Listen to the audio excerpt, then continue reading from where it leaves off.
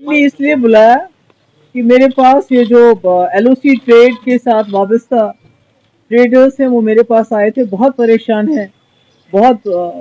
मुश्किलात में वो इस वक्त फंसे हुए हैं। जैसा कि आप जानते हैं कि चाहे मुजफ्फराबाद उड़ी की बात करें या रावलाकोट की बात करें, हम रावलाकोट और पुंछ की बात करें, जम्मू कश्मीर की तवारीख में जितना यहाँ के लोगों ने स्ट्रगल किया है, कुर्बानियां दी हैं, अगर कुछ हासिल हुआ है तो ये दो रास्ते 2005 में जिनकी शुरुआत हुई थी, जो खोले गए थे, उसके बाद 2008 में इसमें कारोबार चला था और करोड़ों रुपए का इसमें कारोबार हुआ और इसमें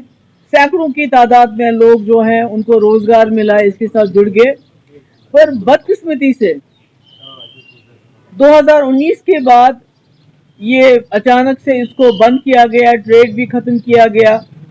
और जो इसमें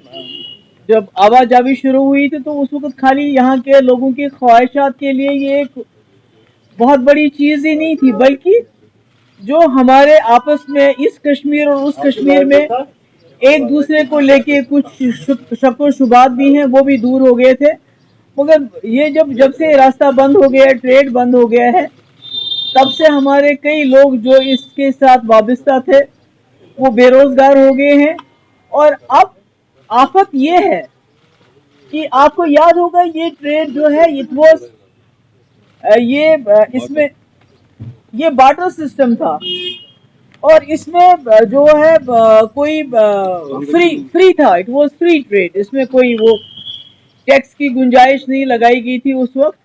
और बार्टर सिस्टम था, यहाँ से एक चीज जाती थी, वहां से एक चीज आती थी। तो इसको अचानक से बंद किया और आज पिछले कुछ अरसे से इनकम टैक्स ने इन लोगों के, पहले तो आपको याद है कि सैकड़ों रेट्स डाले गए, इनको इनके ऊपर छापे डाले गए, कोई उल्टे सीधे इल्जामात लगा के, उसके बाद इनकम टैक्स की इनको अभी नोटिस आती हैं, इनको बुलाया जाता है, इनकम टैक्स दो, जीएसटी दो, और वो पूरे जो भी ट्रेड आज तक हुआ है, जो 2008 से लेके 2019 तक हुआ है, उस पर टैक्स की डिमांड कर रहे हैं। तो अब मुझे बताइए, किसी ने 5 करोड़ रुपए का अगर कारोबार किया है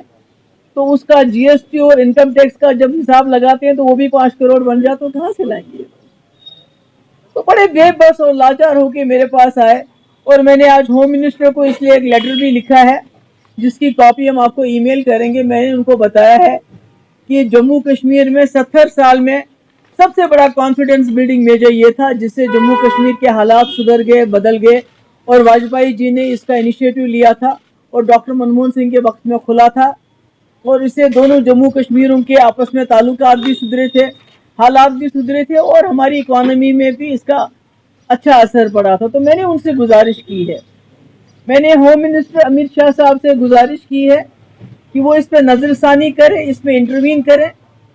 ताकि ये लोग जो अपना कारोबार करते थे, इसमें कारोबार में कई लोगों के वहाँ जो है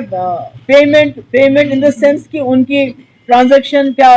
रुका हुआ है, वो पेमेंट जो भी मिलना था वो नहीं आया, कहीं का यहाँ फंसा हुआ है माल, कहीं का वहाँ फंसा हुआ, जिसकी वजह से नुकसान हुआ है। तो मेरी गुजारिश है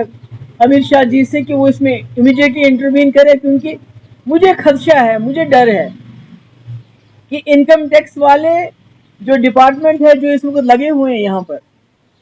जिसमें बदकिस्मती से हर चीज की जाती है जम्मू कश्मीर के लोगों को फर्दर डिसएम्पावर करने के लिए, उनको डिस्पोजेस करने के लिए।